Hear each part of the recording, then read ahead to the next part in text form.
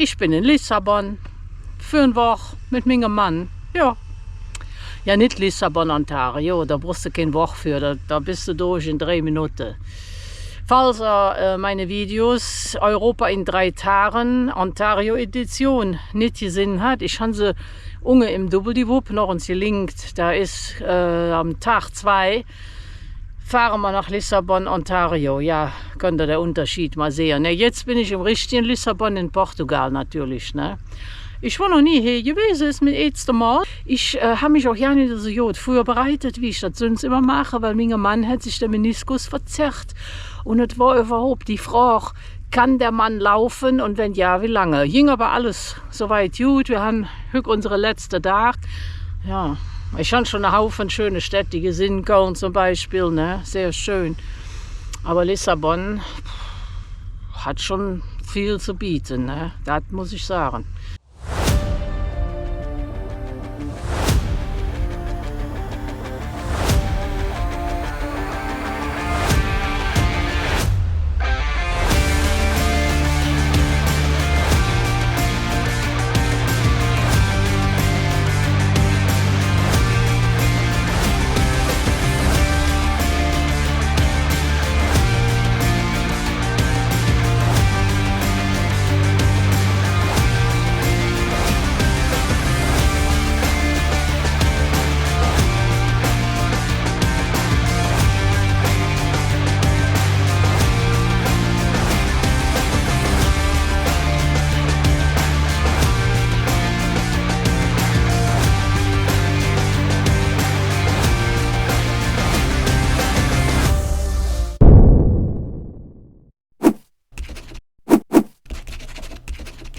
Als erstes, direkt am Flughafen, holt man sich am besten die Karte, Navigante.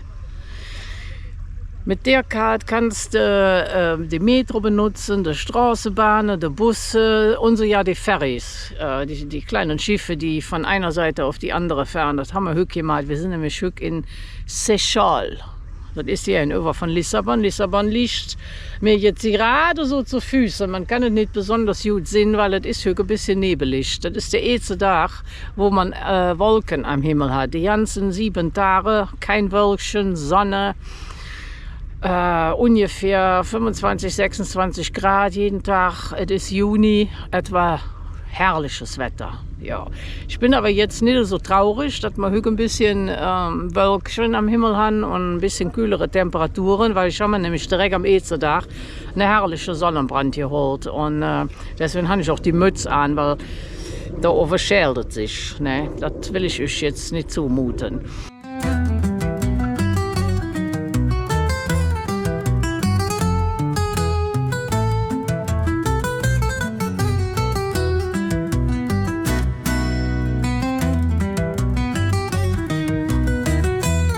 Ja, wir haben in Almeida gewohnt.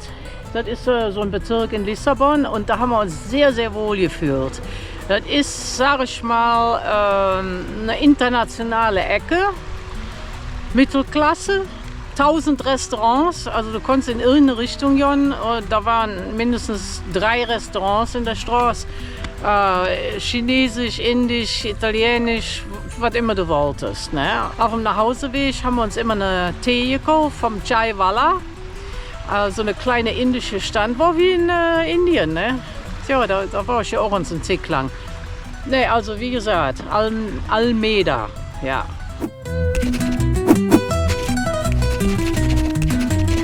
Gut, also mit der Navigante-Card, diese Karte. Da gibt es verschiedene Tickets, die man darauf laden kann. Wir haben uns für Zapping entschieden. Da kannst du, das ist fast so wie Hop-on, Hop-off mit der U-Bahn. Ja, das haben wir gemacht und direkt am ersten Tag haben wir gesagt, ach, setzen wir uns mal in irgendeine Bahn, ne, irgendeine U-Bahn und fahren bis zum Ende und gucken, da schauen wir uns, was da so ist. Ne. Und ich muss sagen, du kannst das mit jeder Station machen bald. Ne? Wir haben das 3-mal gemacht, einfach so, ach, hier stehen wir aus. Ne? Und jedes Mal war das der Knaller. Echt der Knaller. Das erste Mal, hier, Cache de Sodre, das war schon da haben wir den Markt entdeckt, der Timeout-Markt. Das war wie eine Fressparty für alle.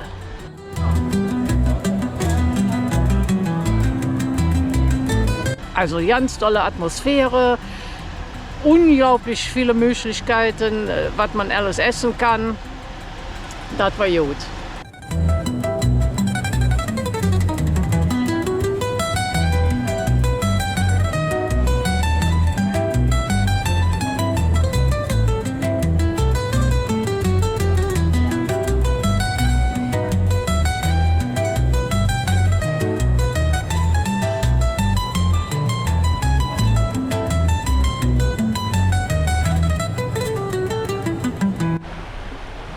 Als wir das Experiment mit der Straßenbahn gemacht haben, sind wir gleich ins zweite Experiment, sind in den erstbesten Zug eingestiegen und der brachte uns nach Kaschkay.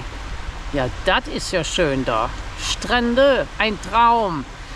Ist natürlich ein bisschen überlaufen von Touristen, ja gut, aber schöne Sachen. Schönes kleines Städtchen ist das. Und da war es dann so schön, da sind wir noch zweimal hingefahren mit Schwimmen im Atlantik.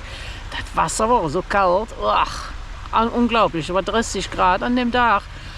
Und du denkst, ja, da gehe ich mal jetzt so kleine Erfrischung mehr abholen, steige in das Wasser. Beim ersten Versuch bin ich nur bis zum Buch gekommen und dann musste ich wieder rausziehen. Das war so kalt.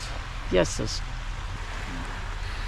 Im September soll die Temperatur richtig schön sein zum Schwimmen, aber so lange wollte man jetzt auch nicht warten. Das sind ja nur eine Woche. Vielleicht ein andermal. Also ich werde wiederkommen. Ja, auf jeden Fall.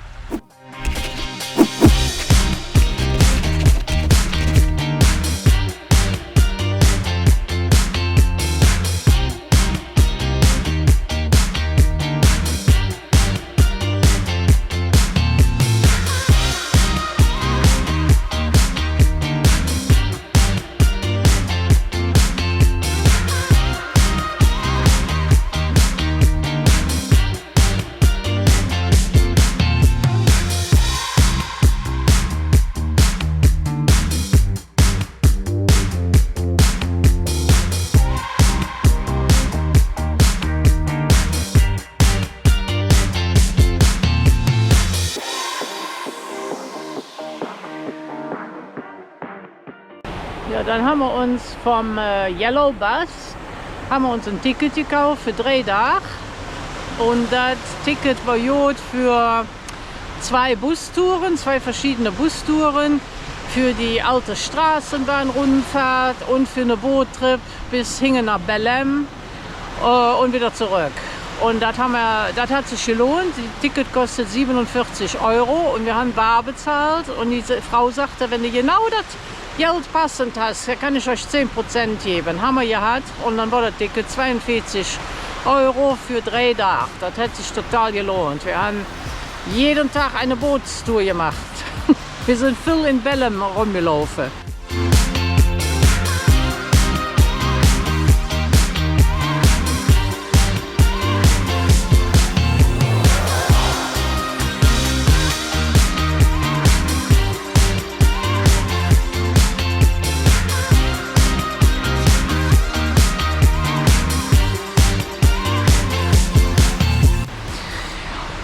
Und dann hast du die ganzen Sehenswürdigkeiten, die der Tourist so sehen sollte, hast du dann abgeklappert. Da war auch noch, in diesem Ticket war noch dabei die Funicular, die da der Hügel runtergehen und der Lift, wo du so einen schönen Blick über Lissabon hast. Also da war schon toll. Ich muss sagen, ich war sehr beeindruckt, weil du hast hier da ist so viel zu sehen, ne? Alte Sachen, neue Sachen. Street Art, alles. 1755 war hier das schlimmste Erdbeben überhaupt, gefolgt von der Tsunami-Welle. Und weil das noch nicht schlimm genug war, gab es dann auch noch eine Großbrand. Da war hier alles in Trümmern. Tausende von Leuten gestorben, ne? Aber die haben das alles wieder aufgebaut. Und deswegen ist auch so ein bisschen die Architektur so eine wilde Mischung, ne? Ein bisschen alt, ein bisschen neu. super interessant.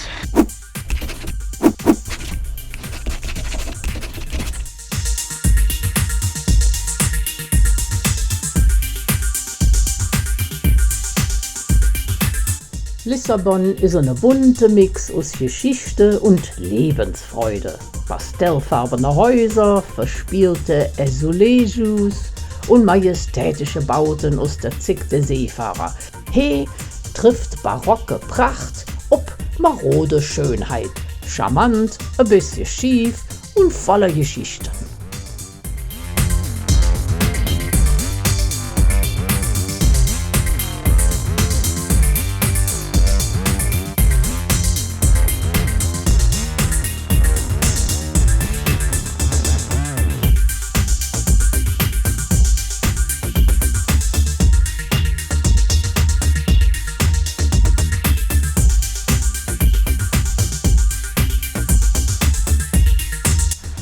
Viele Leute sprechen Englisch hier, nicht alle, aber viele. Also es geht so, ne? Wenn man in die Geschäfte geht oder hier sich schlau machen muss mit Metrokarten oder so. Ne? Man kommt zurecht.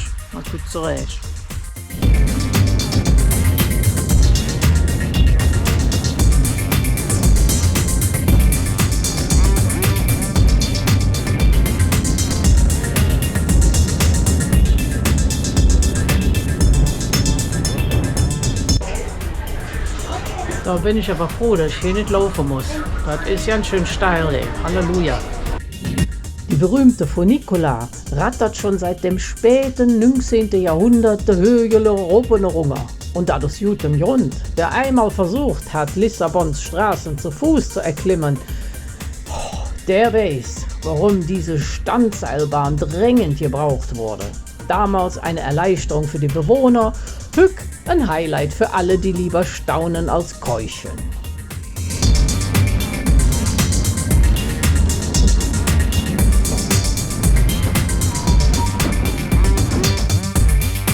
Der Elevador de Santa Justa ist Lissabons schickster Aufzug, ganz aus Eisen, im neugotischen Stil und seit 1902 in Betrieb.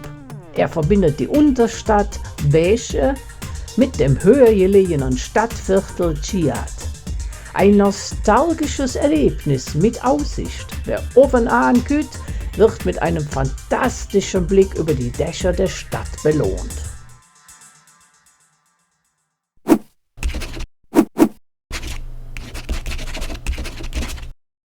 Ja, wenn ihr sportlich seid, dann macht man so eine kleine Tour durch Alfama. Da geht nämlich Hügel rauf, Hügel runter, Hügel wieder rauf.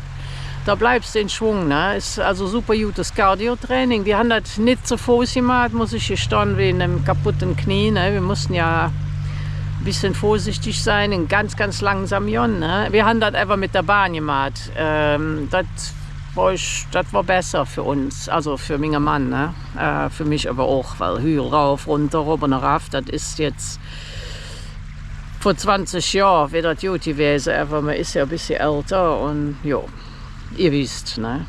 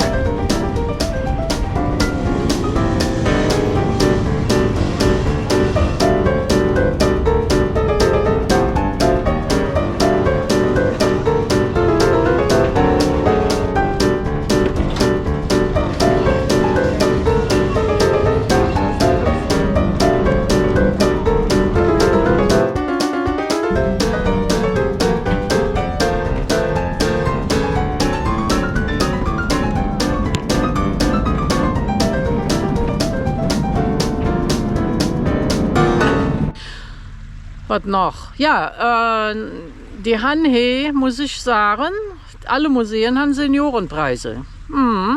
das fand ich freundlich. Manchmal bis zur Hälfte runter, ne? Weil das Kloster hier kannst du für 9 Euro als Senior reingehen. Haben wir jetzt nicht gemacht, aber hätte man machen können. Fand ich gut. Das Kloster ist das Hieronymus-Kloster in Belém. Und wir sind natürlich wieder mit dem Boot dorthin geschippert. Vorbei an der riesigen Jesus-Statue und unter der Rudebrücke durch, die verdächtig nach der Golden Gate Bridge aussieht. Ja, keine Zufall. Die wurde tatsächlich vom selben Architekten entworfen. Und auch die Christusfigur erinnert nicht ohne Grund an das Original in Rio, denn diese diente als Inspiration. Die katholische Kirche wollte damit ein Zeichen setzen für Portugals Haltung, sich aus dem Zweiten Weltkrieg rauszuhalten. Aber kommen wir zurück zum Kloster. Gebaut im 16. Jahrhundert, beeindruckt es mit seinem einzigartigen manuelinischen Stil, einer verspielten Mischung aus Gotik, Seefahrerromantik und jeder Menge steinernem Schnörkel. Von außen wirkt das Kloster wie in Stein gemeißelte Poesie und gehört hüg zum UNESCO-Weltkulturerbe. Von innen allerdings, ja, da muss ich sagen, also der Kölner Dom ist eindeutig schöner.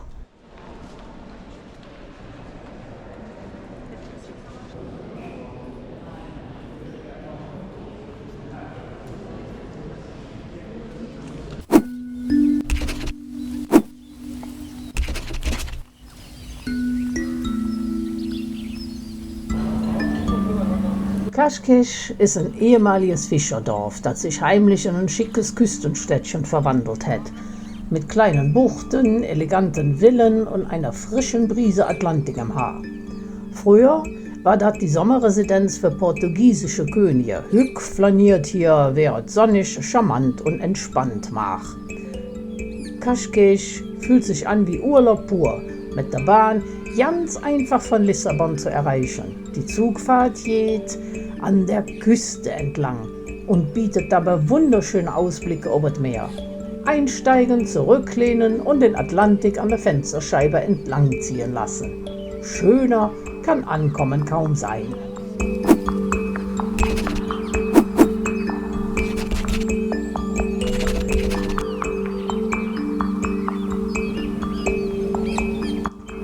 Alle guten Dinge sind 3 und darum sind wir noch ein letztes Mal nach Cascais. Diesmal haben wir die andere Seite der Stadt erkundet und dort ein Fort entdeckt, das still am Meer wacht, einen Hafen, der gemütlich in der Sonne döst und einen Park mit üppigen Pflanzen und gackernden Bewohnern.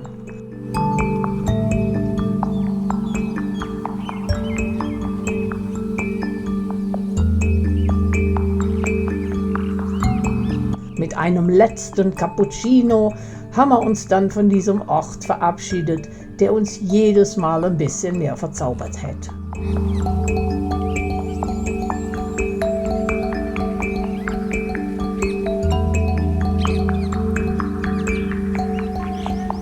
Übrigens, in Lissabon und auch in Cascais und vielleicht sogar in ganz Portugal sind Kacheln allgegenwärtig. An Häuserwänden, auf Gehwegen, in der U-Bahn. Diese Azulejos sind überall. Mal blumig, mal geometrisch, mal komplett aus der Reihe tanzend, bringen sie Farbe in den Alltag, verstecken Risse im Putz und wirken oft so stolz, als wären sie das eigentliche Sehenswerte hier.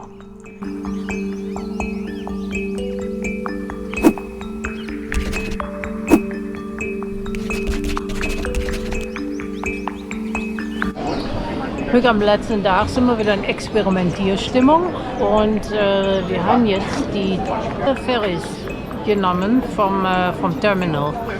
Und der erste Trip ging nach Casillas. Das war eine totale Überraschung, weil das sieht von der Ferry sieht das aus, als hätte hier alles zusammenfallen und der Küste herin und dann Überraschung. Ja, ein Touristenboomland. Dann sind wir nach Seixal gefahren mit der nächsten Fähre. Das war das Gegenteil. Das war total friedlich und spirituell fast.